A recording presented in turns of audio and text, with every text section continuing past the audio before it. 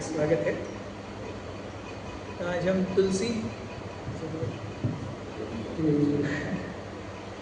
तुलसी महारानी के महात्म्य पर कुछ चर्चा करेंगे। शुरुआत करेंगे जय राधा माधव भजन से। कृपया सभी लोग आगे आ सकते हैं। माता जी आगे, सब सामने की चेयर्स खाली, सब माता जी पीछे आगे।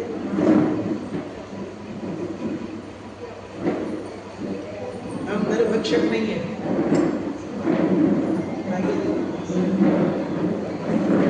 जय राधा माधव कुंज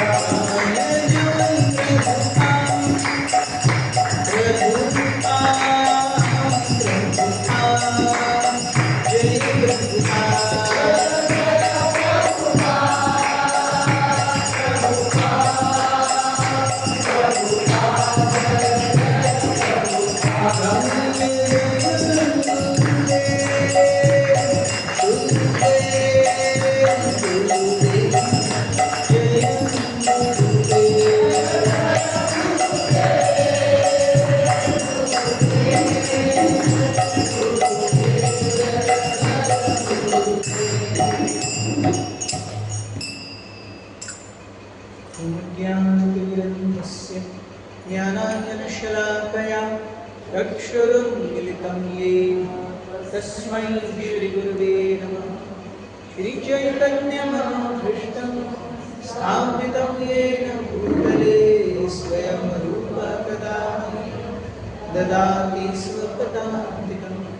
वन्देऽहं श्रीगुरुः श्रीयुतापदकमलं श्रीगुरुं वैष्णवांश्च श्रीरूपं साग्रजातं सहगणा रघुनाथान्वितं तं सजीवं साद्वैतं साधुतं हरिजनसहितं कृष्णचैतन्यदेवं श्रीराधा कृष्णपादान् सहगणा ललिता श्रीविशाखान्वितांश्च।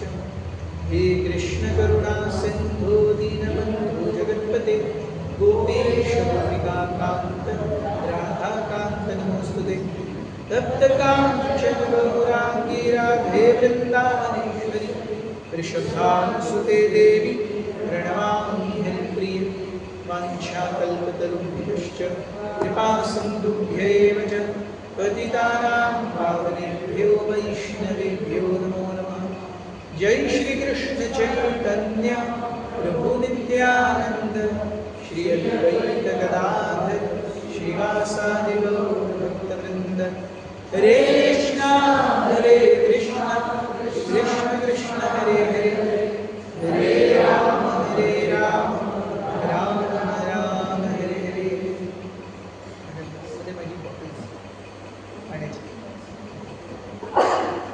तो आज हम तुलसी महारानी और उनकी महानता के ऊपर चर्चा करेंगे। हम देखते हैं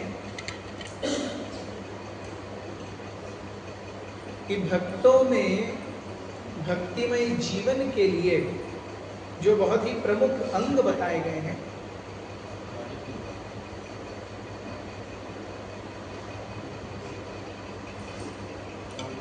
उसमें से एक है तुलसी महारानी की सेवा। भगवान को अत्यंत प्रिय है। भगवान को प्रसन्न करने का एक बहुत ही आसान तरीका है उनके भक्तों को प्रसन्न कीजिए। हम उनके भक्तों को प्रसन्न करते हैं तो भगवान अनायास प्रसन्न हो जाते हैं। प्रसन्न करने का एक बहुत ही सीधा मार्ग है उनके भक्तों को प्रसन्न करने। तो भगवान के स्वरूपों में एक स्वरूप है तुलसी महारानी का। शास्त्र हमें बताते हैं, पद्म पुराण में कई सारे अध्याय हैं जो तुलसी महारानी की महानता को वर्णन करते हुए कहते हैं तुलसी महारानी की जड़, उनका तना, उनकी शाखाएं, उनके पत्ते, ये सब स्पिरिचुअल है। ये सब क्या है? आध्यात्मिक है। इसे साधारण मनुष्य या साधारण शरीर नहीं मानना चाहिए। जो कोई भी तुलसी का स्पर्श मात्र करता है उसके जीवन से सारे पाप नष्ट हो जाते हैं। जो कोई भी तुलसी माला धारण करता है यमदूत उसके पास भड़केंगे भी नहीं, ये गारंटी है। जो कोई भी तुलसी का पौधा जिस मिट्टी में है वो मिट्टी का तिलक लगाता है, वो भी भगवत धाम जाने का अधिकारी होता है। हमारा जब उपनयन हो रहा था, ब्राह्मण दीक्षा हो रही थी, तो उस समय मुझे याद है तब मैं 12 साल का था और मेरे हाथ में जब पहली बार जनेऊ दिया गया तो जो ब्राह्मण थे जो गुरु के रूप में मुझे क्या करो क्या नहीं करो बता रहे थे, तो उन्होंने मुझे जनेऊ दिया, उसको गंगा जल से पवित्र किया और कहा कि आप बाहर जाइए और तुलसी की मिट्टी, इसके जो उसकी जो ब्रह्म घाट होती है ना, जो मेन घाट होती है जनेऊ की, उसे ब्रह्म घाट कहते हैं। सो तुलसी की मिट्टी लेके ब्रह्म घाट को लगाइए और आइए वापस। तो मैंने पूछा ऐसा क्यों? तो उस समय उन्होंने कहा था, भाई 12 वर्ष का था मैं, मुझे भी याद है, उन्होंने कहा था क्योंकि तुलसी की मिट्टी में इतनी शक्ति होती है कि वो जनेऊ की ब्रह्मघाट को भी शुद्ध करती है। तुलसी की मिट्टी में इतनी शक्ति है कि वो जनेऊ की ब्रह्मघाट को शुद्ध करती है। तो जब मिट्टी में इतनी शुद्धि है तो तुलसी का क्या कहना? पद्म पुराण में वर्णन है कि अगर कोई व्यक्ति चिता में जाता है, मृत्यु होने के बाद उसका शरीर जब चिता में जाता है, तो लकड़ियों के साथ अगर तुलसी की लकड़ी है तो वो निश्चित रूप से वैकुंठ में प्रवेश करता है, चाहे कितना ही पापी क्यों न हो। अब हमें इसका फ्लिप साइड नहीं लेना चाहिए, तो ये बता दिया आपने, मैं अपने विल में लिख करके रखूंगा, मेरी चिता के साथ में एक तुलसी के बड़े पेड़ को ही हरि बोल कर दिया जाए। यस, फिर कितना ही महापापी क्यों न हो। सो ये सारी चीजें क्यों बताई जाती हैं? ताकि हमें उस पर विश्वास हो सके, उसकी महानता हमें पता चल सके। सो ये तुलसी महारानी का महत्व है।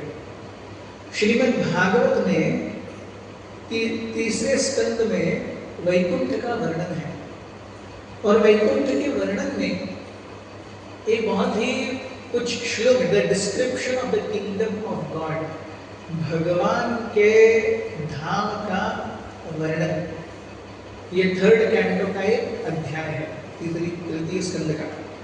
उसमें वर्णन है कि इस प्रकार से वैकुंठ के निवासियों में एक दूसरे के लिए प्रतिस्पर्धा की भावना या ईर्ष्या या असूया की भावना या मैं इससे आगे होना चाहिए, ये भावना नहीं होती। इसको दर्शाते हुए भागवतम में एक श्लोक है जो कहता है कि गोलोक वृंदावन में और वैकुंठों में कई सारे पुष्प और कई सारे सुगंधित पुष्प और कई सारे पत्तों से भगवान का श्रृंगार होता है। कई सारे सुगंधित पुष्प हैं, मालती, चंपक, कुरुबक, कौन सारे, लगभग 50 नाम हैं, और ये सब अपनी अपनी सुगंध के लिए बहुत विख्यात हैं। और ये सारे फूल और पत्ते अपनी सुगंध से भगवान की सेवा कर रहे हैं। तब भी जब तुलसी आती है अपना एक पत्ता लेकर के, तो ये सारे फूल और पत्ते बाजू हो जाते हैं और तुलसी को अग्रस्थान देते हैं, क्योंकि वो जानते हैं कि भगवान विष्णु और भगवान कृष्ण को हमसे ज्यादा ये प्रिय है। ये तुलसी का महत्व है। हम जानते हैं कि इस प्रकार से हुआ यूं कि एक बार बृहस्पति और इंद्र, इन दोनों ने निश्चय किया कि हम कैलाश जाकर के शिव जी से भेंट करेंगे। शिव जी त्रिकालदर्शी हैं। शिव जी को मन में आया हम थोड़ी सी इनकी खिल्ली उड़ाते हैं। शिव जी ने अपना अघोरी रूप धारण किया। अघोरी रूप यानी घोर। एक्चुअली ये जो तंत्र विद्या है, हमने देखा होगा पिछले साल इस समय पर महाकुंभ चल रहा था प्रयाग में। End of January was Mahakumbh. So Mahakumbh में बहुत सारे अघोरी, तांत्रिक, नागा बाबा वगैरह आते हैं। ये अघोरी मतलब बेसिकली क्या है? घोर। घोर मतलब बहुत ही ज्यादा फेरोशियस। सो ये भौतिक जगत बहुत ही घोर है।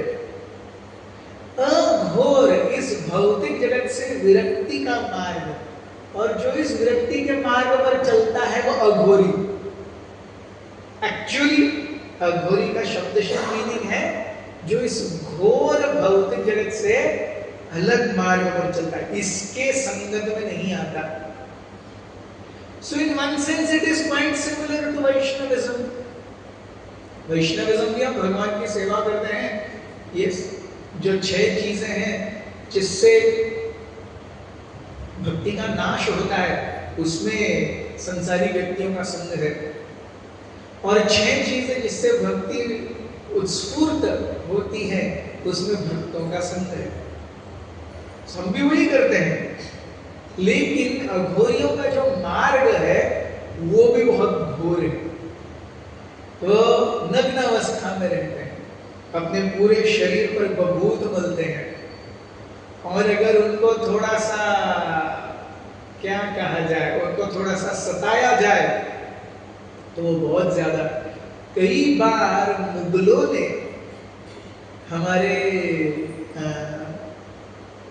कुंभ के पूरे इसको नष्ट करने का बहुत प्रयास किया गया। हम देखते हैं शिवाजी महाराज के समय कौन थे दिल्ली के तख्त पर? औरंगजेब 65 साल राज्य किए। तो 65 साल में हर 12 साल में आता है, मतलब कम से कम 3-4 तो कुंभ देखे होंगे उसने, सुने होंगे, कुंभ देखा नहीं, सुना होगा। उसको नष्ट करने का प्रयास किया होगा कि नहीं किया होगा? पक्का बता सकते किया होगा। तो ऐसे सब समय में कुंभ के प्रथा को जारी किसने रखा? अघोरियों ने। वो इतने मुगल सेना पर आक्रमण करते थे, मुगल सेना बोलती थी भैया कुछ भी करेंगे इनके सामने नहीं आएंगे हम। सो ये है अघोर। सो शिवजी ने दिगंबर अघोर का रूप लिया। हर जगह पर बहुत मार करके नग्न अवस्था में बृहस्पति और इंद्र के सामने खड़े हुए। बृहस्पति बोलने लगे हमें जाने दीजिए, हमें शिवजी से वार्तालाप करना है, शिवजी के साथ इंटरव्यू है। तो वो व्यक्ति जाने को देने के लिए तैयार ही नहीं। 3, 4, 5 बार पूछा। अंत में इंद्र को गुस्सा आ गया। उन्होंने अपना वज्र निकाला और मारने ही वाले थे कि शिवजी अपने मूल रूप में आ गए। मूल रूप में आने के बाद उनको बहुत गुस्सा आया कि इंद्र मुझे मारने लगा है। बहुत गुस्सा आया और तब देख कर अरे बाबा यही शिवजी हैं। बृहस्पति ने तुरंत इंद्र के हाथ को रोका ऐसे बीच हवा में और शिवजी की बहुत प्रशंसा करने लगे। शिवजी तो आशुतोष हैं, बहुत ज्यादा गुणगान करने लगे। तो शिवजी मान गए, मैं इंद्र को नष्ट नहीं करूंगा। लेकिन तब तक उनके त्रिनेत्र से, तीसरे नेत्र से एक आग का गोला आ चुका था बाहर इंद्र को नष्ट करने के। अब शिवजी बोले कि आपके गोले का क्या करूं, इसमें वापस नहीं ले सकता। तो बृहस्पति ने कहा देखिए आग का काट है पानी, जहां सबसे ज्यादा पानी है वहां इस गोले को फेंक दीजिए। शिवजी ने उस गोले को समुद्र में फेंक दिया, एग्जैक्टली उसी जगह जहां पर सिंधु नदी आपने नाम सुना है? जम्मू कश्मीर में बहती है। इंडस वैली पाकिस्तान में थी, इंडस वैली सिविलाइजेशन, सिंधु सभ्यता।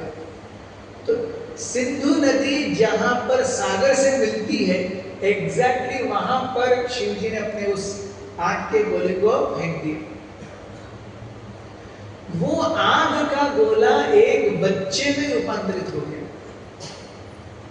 और क्योंकि शिवजी ने फेंका है तो जो जल देवता है वो उसको नकार भी नहीं सकते। शिवजी का अंश है, नकारेंगे शिवजी बाद में क्रोधित हो जाएंगे। तो जल देवता ने उस बच्चे को अच्छे से पला बढ़ाया, बड़ा किया। लेकिन उस बच्चे की दोस्ती बहुत ही क्रूर राक्षस कालनेमी से हो गई। कालनेमी ये कौन है? कंस का पिछला जन्म है कालनेमी। कंस का पिछला जन्म है कालनेमी। सो कालनेमी अगले जन्म में कंस बने। सो कालनेमी से होने के कारण इस बच्चे ने सारी आसुरी प्रवृत्तियां आ गई। इस बच्चे में सारी आसुरी प्रवृत्तियां आ गई।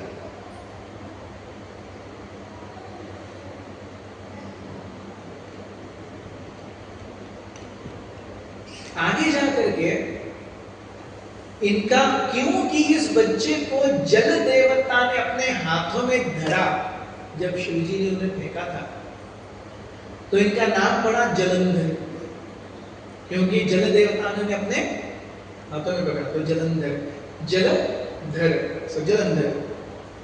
बड़े हुए, कालनेमी के संपर्क में आए और बहुत ज्यादा आतताई, क्रूर और घृणित प्रकार के राक्षस बन गए। लेकिन इनका विवाह हुआ एक कन्या से जिसका नाम था वृंदा। और वृंदा बहुत ही पतिव्रता थी। उसके पातिव्रत्य से जलंधर इतने ज्यादा प्रोटेक्टेड हुए कि जलंधर ने पूरे स्वर्ग लोक में हाहाकार मचा दिया, तबाही मचा दी। और जब सारे देवता गए उनके पास कि हमें जलंधर से बचाइए, तो तब स्वयं भगवान विष्णु ने कहा देखिए इसकी पत्नी जो है ये इसका कवच है। और पत्नी क्यों उसका कवच है? क्योंकि पत्नी इसकी बहुत पतिव्रता है। तो पतिव्रता पत्नी अपने पति का सबसे बड़ा कवच होती है। yes? हम मृत्युंजय नचिकेता, कितनों ने कथा सुनी है नचिकेता की? नचिकेत की कथा किसी ने नहीं सुनी? सो नचिकेत को यमराज जी लेके जा रहे हैं, उनकी पत्नी यमराज से बातें करती हैं। yes? नल दमयंती की कथा, नल दमयंती की कथा सुनी है? नल को ये लेके जा रहे हैं, दमयंती उन्हें बचाती है। सो कई जगह पर है जहां पर स्त्री ने अपने पातिव्रत्य से मृत्यु को भी जीत लिया है। सो ये जो वृंदा थी ये बहुत पतिव्रता थी। विष्णु ने कहा कि जब तक इसका पातिव्रत्य भंग नहीं होता तब तक जलंधर को कुछ नहीं कर किया जा सकता। आप जाइए और जलंधर से युद्ध कीजिए और मैं जा करके इसकी पत्नी का पातिव्रत्य भंग करता हूं। भगवान विष्णु ने जानते हुए कि किसी और के पास नहीं जाएगी, भगवान विष्णु ने जलंधर का रूप लिया। जलंधर का रूप लेकर के वो वृंदा के पास गए और वृंदा के साथ उन्होंने समय बिताया। जैसे ही समय बिताया कुछ वृंदा को पता चला ये मेरे पति नहीं है, और वृंदा बहुत तिलमिला उठी कि किसने मेरे साथ ये धोखा किया है। तब तक यहां पर जलंधर मर चुके थे क्योंकि उनकी पत्नी का शील भंग हो गया। तो जब इस प्रकार से वृंदा कराह उठी, वो रो पड़ी, तब भगवान विष्णु अपने मूल रूप में आए कि मैं विष्णु हूं। लेकिन अगर हमें संसार को अच्छे से चलाना था तो तुम्हारा पति उतना उत्पात मचा रहा था कि उसका अंत जो निश्चित था।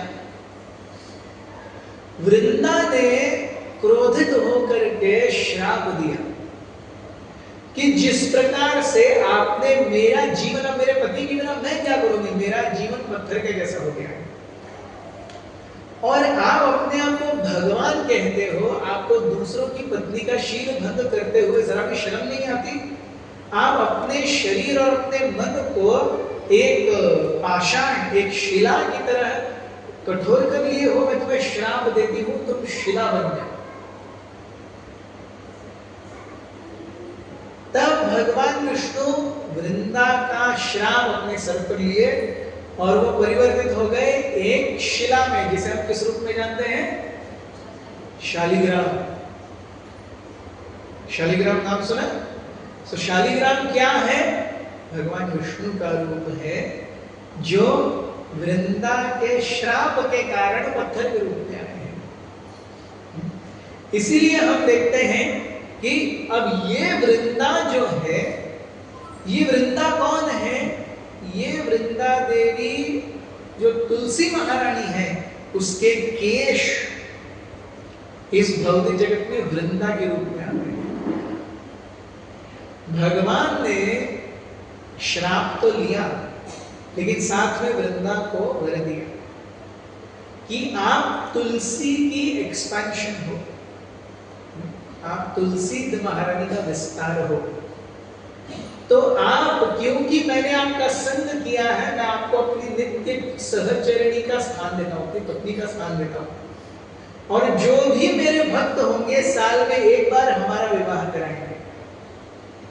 तो इसलिए तुलसी शालिग्राम विवाह करते हैं ना।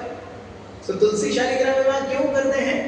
जो भी विष्णु के भक्त हैं वो भगवान विष्णु और वृंदे देवी का ये त्याग, इसको याद करने के लिए तुलसी शालिग्राम का विवाह करते हैं। So this is for all times. भगवान विष्णु कहते हैं जब तक यहां संसार रहेगा तब तक आपका और मेरा विवाह होता रहेगा।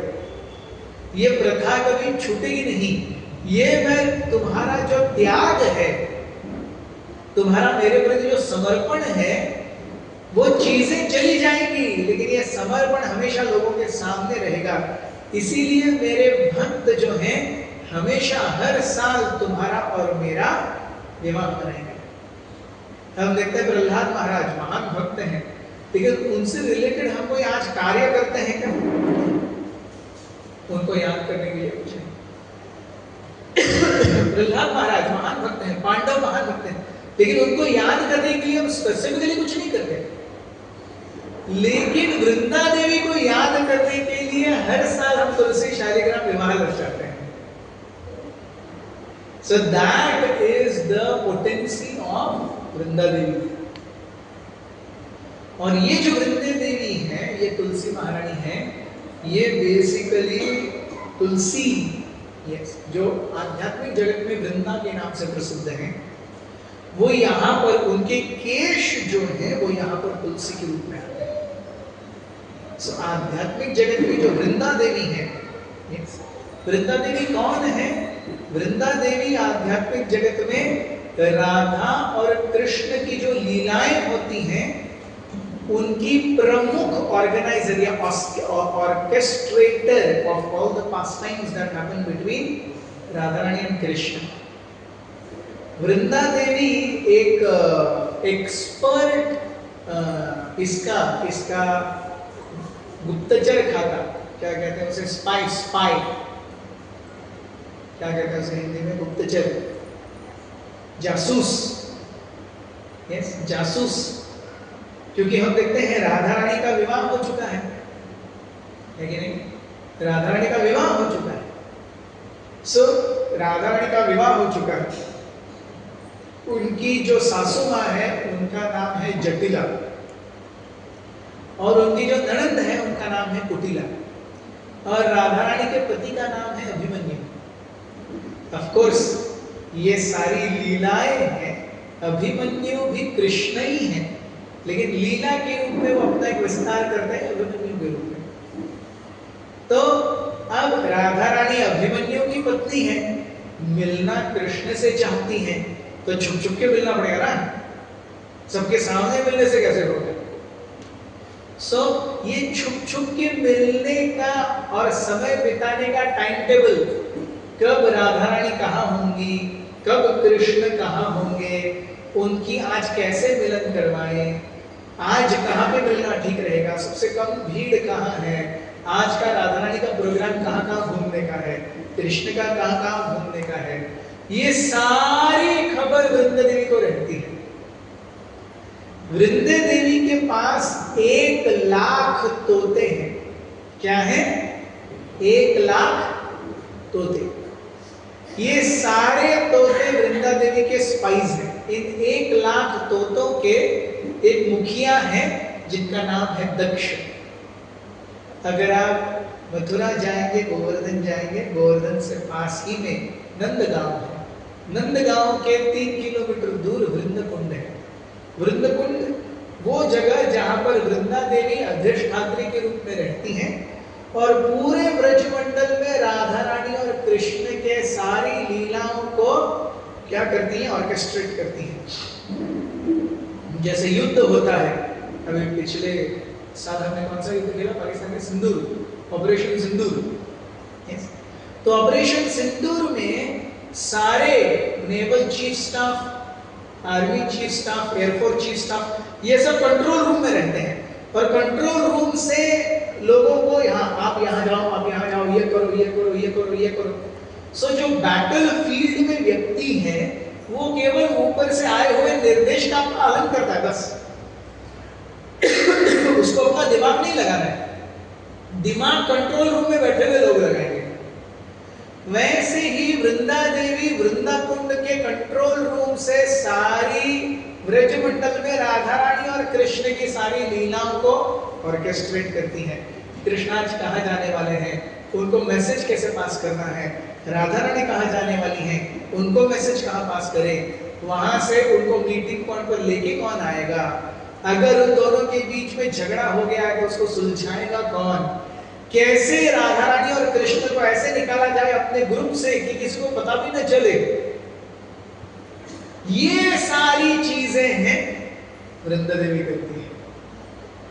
सो इसीलिए हम देखते हैं कि भगवान के बहुत ही करीबी लीलाओं में अगर प्रवेश करना है, it is impossible to do it without the mercy of Vrinda Devi या तुलसी। तो वृंद देवी के कृपा के बिना भगवान की अंतरंग सेवा में भाग नहीं लिया जा सकता। 56 भोग आर 36 व्यंजन, बिना तुलसी के है एक नाही मानी। चाहे आप भगवान के सामने कितने भी भोग, कितने भी व्यंजन रख दो, जिसमें तुलसी है भगवान उसी को स्पर्श करेंगे, अन्यथा किसी और को स्पर्श नहीं करेंगे। ये तुलसी है। एक बार ऐसा हुआ कि नारद मुनि और सत्यभामा में अनबन छिड़ गई। सो वो कहने लगे, देखो मैं आपसे जो मांगूंगा आपको देना पड़ेगा। तो सत्यभामा बोले, ठीक है क्या मांगते हो? बोले मैं कृष्ण को लेके जाऊंगा। आप सत्यभामा टेंशन में आ गई, कृष्ण को लेके जाएंगे तो हम क्या करेंगे? तो सत्यभामा बोली, नहीं नहीं नहीं, please please please please please ऐसा मत लेके जाओ, आप कृष्ण को मत लेके जाओ। तो नारद मुनि बोले, ठीक है, अब कृष्ण को नहीं दे सकती तो उसके बराबर तुला भर में कुछ तो दे दो। तो सत्यभामा बोली, ठीक है। तो कृष्ण एक तरफ बैठ गए, सत्यभामा अपने सारे गहने डाल दिए, कुछ भी नहीं हुआ। सत्यभामा ने बाकी सारी रानियों को बुलाया, उन्होंने अपने सारे गहने मैंने डाल दिए, फिर भी कुछ नहीं हुआ। सबने अपने घर से ला करके सारे अलमारियां खाली करके सारी साड़ियां ला दी, वो सब तुला भर में डाल दिया, फिर भी कुछ नहीं हुआ।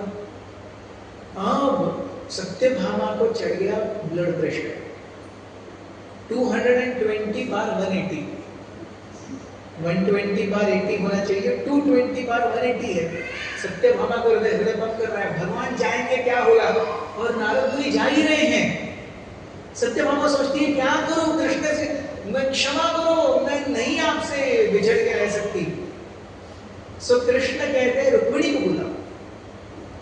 तो तब रुक्मिणी माता जी, रुक्मिणी माँ को सत्यभामा बुलाती हैं और कहती है कि देखिए तराजू भर ही नहीं रहा है, हिल भी नहीं रहा है। तो रुक्मिणी देवी एक तुलसी का पत्ता लेती है, भगवान का स्मरण करती है, ऐसे डाल देती है, टक करके पड़ा बैठ जाता है। और नारद मुनि कहते हैं मुझे ये सब कुछ नहीं चाहिए, अल्टीमेटली भरा तुलसी के पत्ते से, मैं तुलसी का पत्ता लेके जाता हूँ। नारद मुनि अल्टीमेटली तुलसी का पत्ता लेके जाता। तो कहने का तात्पर्य है कि इतनी महत्वपूर्ण है तुलसी महाराज। पुराणों में वर्णन है कि किस प्रकार से यवन एक बार क्या दीर्घ शंका करने के लिए, शास्त्रों में कितने सुंदर नाम है, देखिए, लघु शंका, दीर्घ शंका, जल्दी से खत्म हो जाती है लघु शंका, बहुत लंबा समय लगता है दीर्घ शंका। सो एक यवन व्यक्ति दीर्घ शंका के लिए बैठा था। आसपास से एक जंगली सुअर गुजर रहा था। अब उसके लिए तो फीस्ट थी, ताजा तवाना, उसको सूंघने भी मिल गया। अब ये चार्ज करते हुए आया उस यवन के ऊपर। अब यवन लोग उसको छूते नहीं है, हराम मानते हैं। तो हराम हराम हराम करके ये चिल्लाया, और चिल्लाते हुए क्या करे, बैठा हुआ है, उड़ भी नहीं सकता बेचारा। आ करके उस सुअर ने उसको उड़ा दिया। वो जो उड़ा वो एक तुलसी के पेड़ के पास में जाकर के गिरा। उसने तुलसी को पकड़ लिया और हराम हराम हराम चिल्लाने लगा। वो सुअर तो अपना काम करके चला गया। यस, उसका महाप्रसाद गोविंद हो गया। यस, लेकिन ये जो यवन था, क्योंकि उसने राम का नाम लिया, राम, देखिए भगवान कितने कृपालु हैं, हराम बोला। यस, कोई गाली दरावे हराम ज़ादे, तो उसमें भी राम है। यस यस, सो हराम का राम सुन करके और तुलसी का स्पर्श पा करके उस यवन को मुक्ति मिल गई। राम का राम बोल करके और तुलसी को स्पर्श करके उस यवन को, और यवन की ऐसी अवस्था में उसने धोया भी नहीं अपने आप को। यस, बैठा आधे में ही उड़ गया, तुलसी के पास जाकर गिरा, तुलसी को भी अशुद्ध अवस्था में पकड़ा है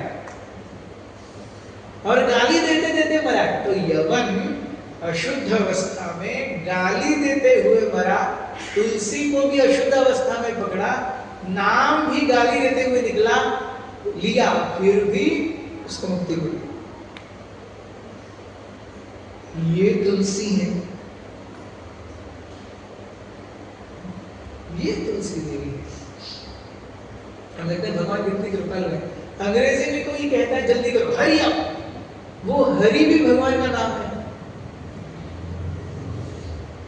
कोई कहता है hurry up, what are you doing, hurry up, hurry up, वो हरि भी उसका भक्ति में काउंट होता है। वो हरि भी उसका, क्योंकि भगवान का नाम ले रहा है, वो भक्ति में काउंट होता है। सो इस प्रकार से हम देखते हैं ये क्यों, जब भी कोई व्यक्ति रा लेता है, रा शब्द उच्चारता है, तो भगवान उसके पीछे दौड़ते हैं कि अगला शब्द कहीं धा तो नहीं है। अगर कोई रा शब्द उच्चारण करता है तो कृष्ण उसके पीछे दौड़ते हैं कि अगला शब्द धा तो नहीं है, और हनुमान जी उसके पीछे दौड़ते हैं कि अगला शब्द म तो नहीं है। देखिए नाम की इतनी महिमा है। एक राम बोलो और कृष्ण और हनुमान जी दोनों पीछे पड़ गए आपके। यस, एक धा सुनने के लिए, एक मो सुनने के लिए। सो ये भगवान के नाम की महिमा है, ये तुलसी महारानी की महिमा है। सो ये जो तुलसी है ये साधारण नहीं है। तुलसी की जड़, तुलसी का तना, तुलसी की टहनियां, तुलसी की मंजरी, तुलसी के पत्ते, ये सब आध्यात्मिक है। जब हरिदास ठाकुर का शील भंग करने के लिए रामचंद्र खान ने एक बहुत ही उत्तम कोटि के वैश्या को भेजा। हरिदास ठाकुर को पता था ये वैश्या आ रही है मेरा शील भंग करने के लिए। हरिदास ठाकुर बैठे नाम जप कर रहे थे, हरे कृष्ण कृष्ण कृष्ण हरे हरे, हरे राम राम राम हरे हरे। तो वैश्या आई और हरिदास ठाकुर के सामने बैठ गई और अपने अंग को इस प्रकार से मोड़ने लगी कि हरिदास ठाकुर के मन में कामों की इच्छाएं जागृत हो। हरिदास ठाकुर जप कर रहे हैं, देख करके कि उनके कामों क्या हाथ पैर के ये करने से कोई हरिदास ठाकुर पर असर नहीं हो रहा है। वो कहने लगी हरिदास तुम कितने युवक हो और मैं नवयुवती हूँ। हमारा यौवन इस प्रकार से तपस्या में जूझने के लिए नहीं बना है। सोचिए तुम और मैं, कितना सुंदर वातावरण है, किसी को पता ही नहीं है हम यहाँ पर हैं, कोई नहीं हमें देख रहा। आओ हम संग करें, एक बार संग हो जाए मैं कृतार्थ हो जाऊंगी। तुम अपना नाम जप करते रहना, कोई नहीं देखेगा। वैसे भी एक अबला स्त्री जो किसी पुरुष के पास किसी इच्छा से आती है तो शास्त्र कहते हैं उसकी हर इच्छा को पूरा करना उस पुरुष का अधिकार है। तुमसे ज्यादा योग्य पुरुष और कौन मिलेगा हरिदास। आंखें खोलो हरिदास, इमेजिन कीजिए अपने आप को वहां पे, सॉरी इमेजिन मत कीजिए, नहीं तो आपकी पत्नियां मुझे आके मारेंगी वहां पे।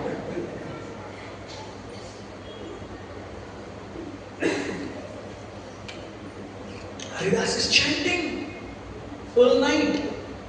जब पूरी रात हो गई, हरिदास वही लक्ष्मीनाथ के हाव भाव, उसका बोलना सब विफल हो गए। वो उमस से क्या हुआ, वेस्टेड नाइट। यस, कुछ पगार नहीं मिला ना इस रात का, वेस्टेड नाइट। तो वो चली गई। रामचंद्र खान ने पूछा कुछ हुआ?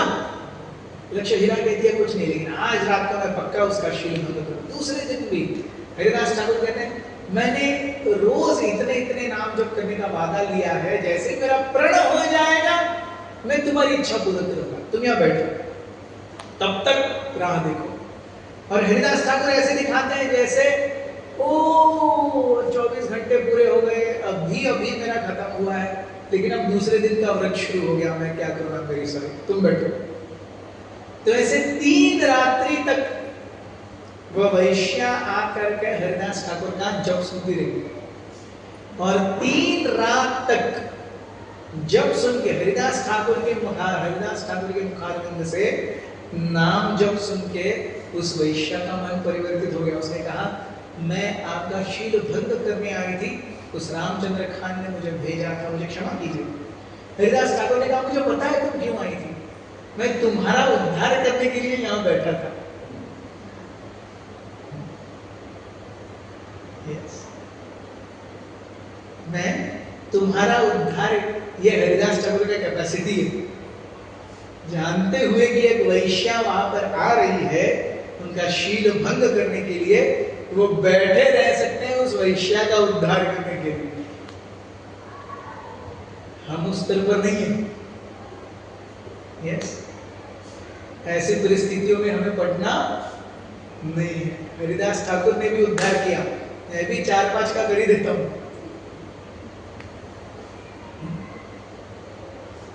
So Haridas Thakur had that potency, he could resist इन वेगों को वो सहन कर सकते।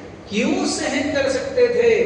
क्योंकि हरिनाम उनके अंदर इतना ज्यादा खोल रहा था, जीवंत ज्वलंत हरिनाम। आखिर में उस वैश्या ने कहा मैं सब कुछ छोड़ छाड़ करके मैं भक्त बनना चाहती हूं। मैंने कहा ठीक है, आप यहीं पे बैठ करके ये तुलसी है उसके सामने रोज माला करो, लेकिन मेरा सब कुछ चला जाएगा, मेरा रोजगार चला जाएगा, तो मेरा पेट कौन भरेगा? आप उसकी चिंता मत करो, आपका पेट भरेगा, ये मेरा वादा रहा। ये बोल करके हरिदास ठाकुर निकल गए। और बाद में वो वैश्या उस गांव में इतनी प्रसिद्ध हो गई कि उस वैश्या से बाद में कितने लोगों ने दीक्षा ली। ये हरिदास ठाकुर के 3 रात के संगति का प्रभाव। This is Haridas Thakur. लेकिन उस वैश्या को वो क्या कहते हैं? तुलसी को पानी दो और तुलसी के सामने जप करो। यही है, 2 चीजें करनी है, तुलसी को जल अर्पण करना है और तुलसी के सामने जप करना है। और वो वैश्या उधर ही, उसने अपने बाल तक मुंडवा लिए, एक साड़ी पर आ गए। आपने देखा होगा उड़ीसा और बंगाल में आज भी प्रथा है, जब कोई स्त्री वृद्ध हो जाती है तो वो एक ही साड़ी में रहती है और कुछ नहीं पहनती, सफेद साड़ी पहनती। वो वैश्या वैसी हो गई और बहुत ज्यादा उपवास करके अपने शरीर को उतना सुखा दिया कि हरिनाम पर ही उसका आगे जीवन बीता। वो परम वैष्णवी के रूप में प्रख्यात हुई और कई सारे लोगों ने उससे आगे जाकर के दीक्षा ली। ये हरिदास ठाकुर और तुलसी महारानी के संग का प्रभाव।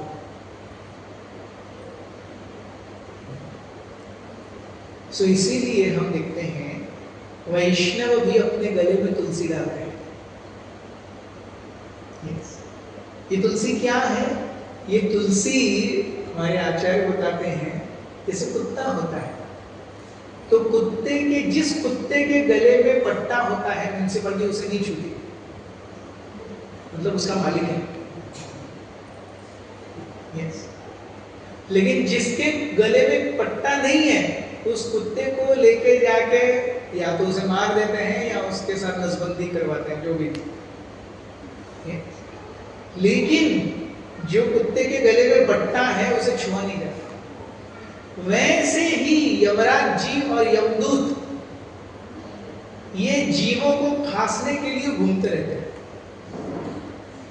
और अगर हम छठा स्कंद पढ़ेंगे भागवत का, अजामिल की कथा, वहां पर यमराज जी कहते हैं यमदूतों से कि अगर किसी ने तिलक लगाया है, किसी के मुंह में हरि नाम है, या किसी के गले में कंठी है, ये तीन चीजें बताते हैं। तिलक लगाया है और मुंह में हरि नाम है और गले में कंठी है, आप उसके पास नहीं जाना, वो आपका आदमी नहीं है। Yes yes, private property trespassers will be prosecuted. Yes, so जो व्यक्ति कंठी पहनता है वो यमराज जी और यमदूतों के लिए ऐलान है, मैं भगवान की प्राइवेट प्रॉपर्टी हूं। अपने जीवन में उसे वैसा व्यवहार भी करना होगा। यस, लेकिन कंठी माला का अर्थ है कि मैं भगवान की प्राइवेट प्रॉपर्टी हूं, ये मैं मानता हूं या मानती हूं।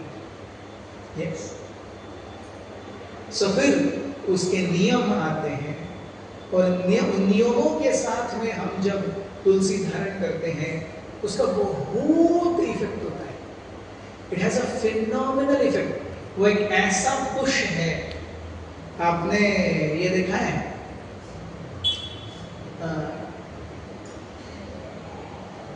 फॉरेन में एक ऐसा प्लेटफॉर्म होता है गोल रिंग जैसा, उसके ऊपर सारे लोग बैठते हैं ऐसे पकड़ करके, और वो जब रिलीज होता है रिंग एकदम जुक करके ऊपर जाता है और सारे लोग एकदम ग्रेविटी एक्सपीरियंस करते हैं। हाफ अ सेकंड में आप 15 मंजिला ऊपर उड़ जाते हैं। ऐसे बटन दबाए जुक, स्प्रिंग रिलीज की जैसे, और वो फिर धीरे धीरे धीरे धीरे नीचे आता है। एडवेंचर स्पोर्ट, एडवेंचर स्पोर्ट है। सो बैठो, हमारे यहाँ पे हमने वो देखा जायंट व्हील और मेरी को राउंड देखा है ना आपने। बैठे हैं, कितने लोग बैठे हैं जायंट व्हील में, कितने लोग बैठे हैं? यस, मेरी को राउंड में कितने लोग बैठे हैं? यस, ऐसे नीचे आता है, so these are adventure sports. उसी प्रकार का ये एक एडवेंचर स्पोर्ट है। सब लोग ऐसे गोल रिंग होता है, सब बाहर की तरफ फेस करके बैठते हैं और बीच में बड़ा शाफ्ट होता है, वो एक्टिवेटर को जुम करी हुई जाती है, जुम इट फ्लाइज, और तब ऐसा लगता है बाप रे क्या हो गया। सो तुलसी महारानी के संग से हम भी ऐसे जुम करके प्रगति करते हैं। सो इसीलिए तुलसी का संग जप के समय और तुलसी का स्पर्श हमेशा, ये बहुत जरूरी है वैष्णव के लिए। आज हमें बताया गया है कि लगभग 10-12 कुछ डिवोटीज तुलसी माला डाल रहे हैं। It is very very nice. Yes, हम सभी ने कंठी माला धारण करने का प्रयास करना चाहिए। यस, उसके नियमों का पालन करना चाहिए। ये बहुत ही सुंदर अवसर है। इट इज एग्जैक्टली लाइक एक भक्त भक्ति में कई बार अपने जीवन को भगवान की सेवा में समर्पित करता है। जब वो पहले माला लेकर के माला करना शुरू करता है, एक तरीके से मन में समर्पण की भावना आती है कि नहीं, है कि नहीं? जब पहली बार हमने माला लिया, एक माला किया, भगवान के प्रति समर्पण की भावना थी कि नहीं? yes. पहली बार जब वो 16 माला करता है तब भी उसे बहुत अच्छा लगता है। इधर लाइक वन मोर समर्पण, मैं 16 माला करने लगा, मेरा जीवन भगवान को समर्पित है। वैसे ही जब वो कंठी पहनता है, दिस वन मोर अफर्मेशन, वो अपने लिए एक और अफर्मेशन, हाँ मैं भक्त हूँ, यस मैं भगवान की सेवा करना चाहता हूँ। एंड अल्टीमेटली गोस टू दीक्षा, कि गुरु को स्वीकार करता है, गुरु उसे शिष्य के रूप में स्वीकार करते हैं। That is like the final culmination, और उसके बाद में वो एक भक्त का जीवन। So these are all like steps.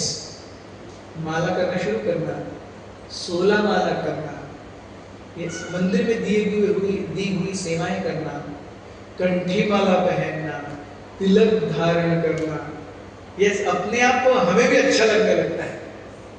Yes आप में से कितने लोगों ने पुरानी अमिताभ बच्चन की बहुत पुरानी अजूबा नाम की एक फिल्म है, देखिए? अजूबा फिल्म देखिए।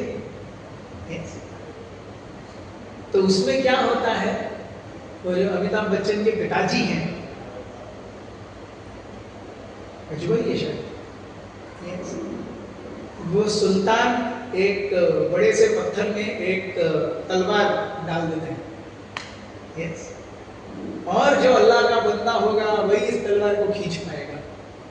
तो सब ट्राई करते हैं, किसी से नहीं होता है।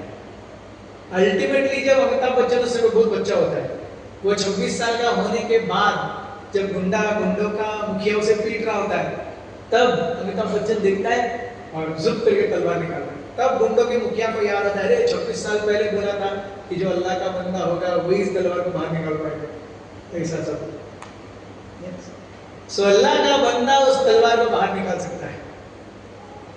तो उस समय अमिताभ बच्चन को भी पता चलता है कि मैं अल्लाह का बंदा हूं, और मेन गुंडे को भी पता चलता है कि ये अल्लाह का बंदा है। उसी प्रकार से हम जब माला करते हैं, 16 माला करने लगते हैं, तिलक लगाते हैं, कंठी माला पहनते हैं, हमको भी लगने लगता है कि हम भगवान के बंदे हैं।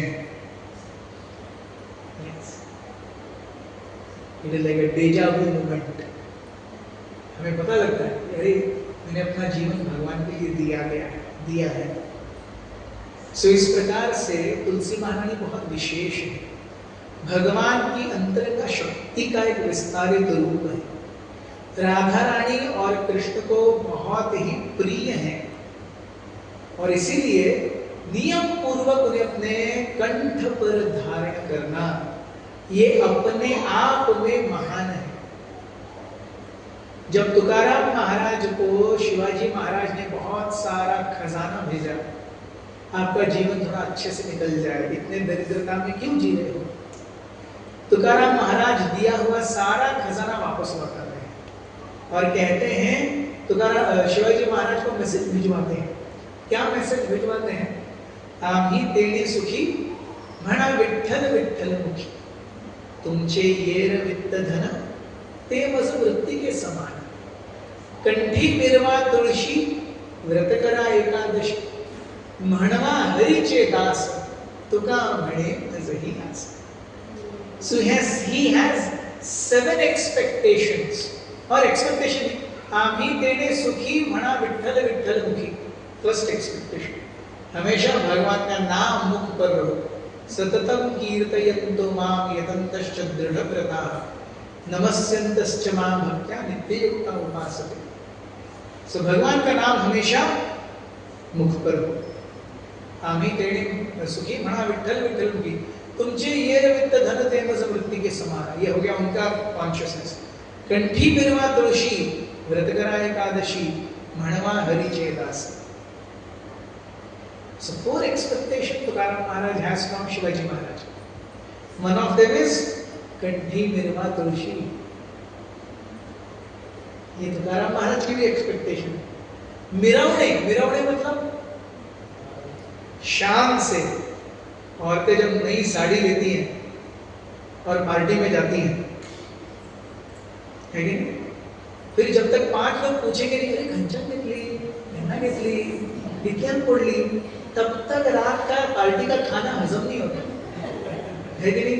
अरे इतना मस्त पैटर्न, ये मस्त साड़ी, इतना अच्छा सिल्क, कोई पूछा तक नहीं कब ली, कहाँ से ली, ये पार्टी बेकार है, यहाँ पे आऊंगी नहीं अगली बार से.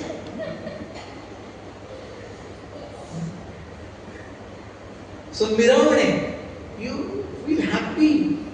कंठी मिरवा तुळशी मैंने तुलसी डाली. व्रत करा एकादशी, आज एकादशी है. So जो भी आज तुलसी माला ले रहे हैं, तुकाराम महाराज के विधो इच्छाओं को पूरा कर रहे हैं, व्रत करा एकादशी तो कर ही रहे हैं और कंठी माला डालने जा रहे हैं. So इन सभी भक्तों का मैं हृदयपूर्वक आभार व्यक्त करता हूँ कि you are taking this very important and a very conclusive step. Yes, आसान नहीं है. चाहे फिर मैं अपने फ्रेंड्स के साथ जाऊं, रिलेटिव्स के साथ जाऊं, यहाँ जाऊं, वहाँ जाऊं, मैं चाय कॉफी नहीं पीऊंगा, पीऊंगी, मैं प्याज लहसुन नहीं खाऊंगा, खाऊंगी।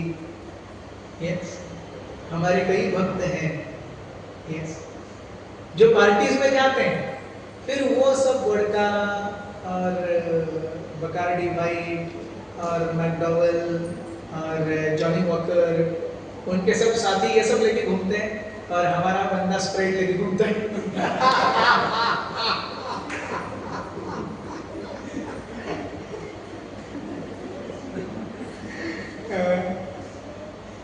ऐसा है यस, ये है हमारे कई, मैं तो वास्तव में कई सारे नेवी से भक्त हैं। नेवी में तो वो सब चलता ही रहता है। आर्म्ड फोर्सेस में दो चीजें बहुत जोर शोर से चलती है, एक है गाली और दूसरा है दारू। एकदम जोर शोर से चलता है yes. उसमें भी कई सारे भक्त हैं जो कंठी माला धारण किए हुए हैं। तो जहां पर दारू और गाली ये morning afternoon evening breakfast lunch की तरह सर्व होता है, वहां पर भी भक्त कंठी माला पहने हैं, तो हमारे लिए तो कितना आसान है। तो सभी ने प्रयास करना चाहिए, नियमों का पालन करें, कंठी माला धारण करें।